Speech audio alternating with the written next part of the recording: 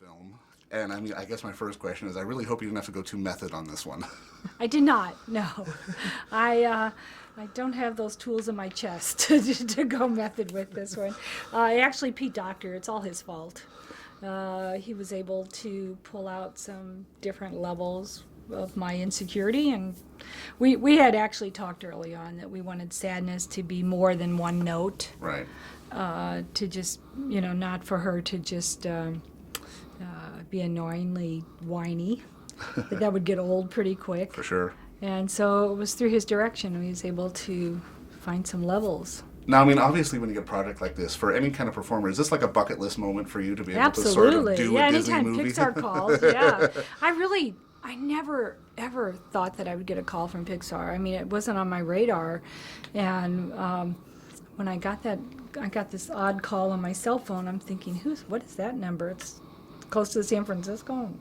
And they invited me up. They wanted to talk to me about a role, and it was pretty exciting and kind of speechless all at the same time. And when I left that day, I was very happy to sign that confidentiality agreement. I couldn't talk about it, so I went back to, I was still in the office at that time, had to go back to work, and I'm going, can't tell you, but I'm really excited about something. And it was hard to keep my mouth shut for a while. Now, I mean, for you as a performer, how is it a transition going from somewhere like the stage to being on set with all those people in the office to basically being in a closet with a headset and a microphone? It was actually all right.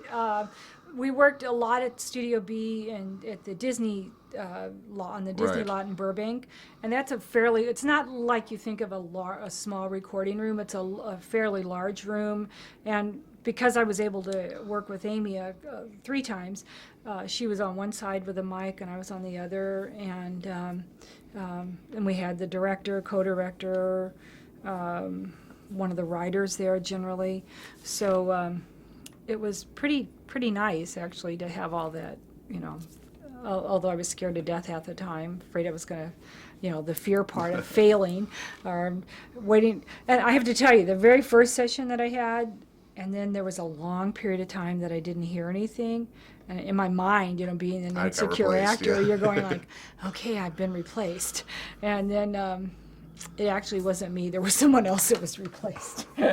So they just decided to go a different way. Does the dynamic help you, especially to have Amy right there? Because, I mean, so much of comedy you can't edit. You have to be there. And because of the fact that the nature of our scenes together, at one point there were a couple of things where it was fairly emotional for both of us.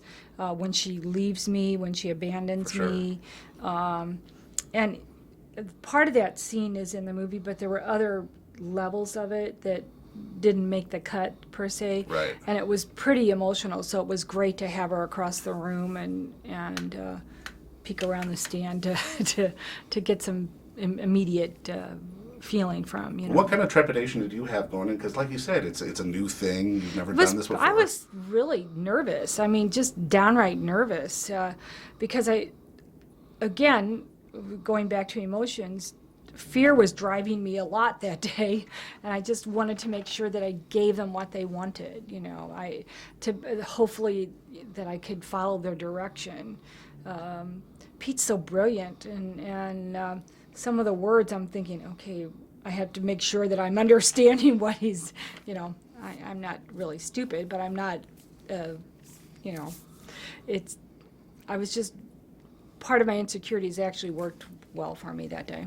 Now, I mean, obviously, it was such a long run on The Office, and I mean, when you could finally sort of talk about it, did any of your fellow co-stars from the show have any sort of words of advice, or just in terms of, because Steve's done it before, Mindy's done it before? Well, no, I think he had already left by the time I was fortunate enough to get this movie. And even Mindy was at the time, they had told me they had offered it to Mindy, Right. but I wasn't able to talk about it with her because I didn't know where her deal was. Right. Yeah, and I wasn't, and I had signed that confidentiality agreement, so I really wasn't able to talk about it with him. And after it came out, of course, my buddy is Leslie David Baker, who played Stanley. Right. So he's very supportive. He came to the premiere in LA and everything. So yeah, it was pretty great.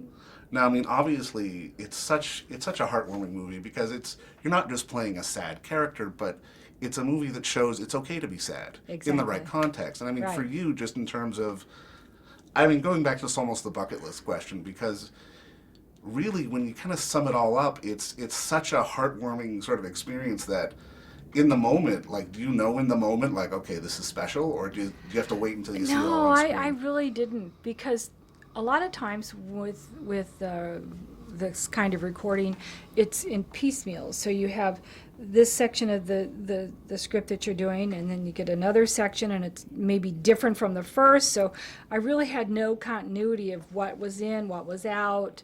And it wasn't until I saw the film in its entirety that I just was like, wow, it was pretty great, you know.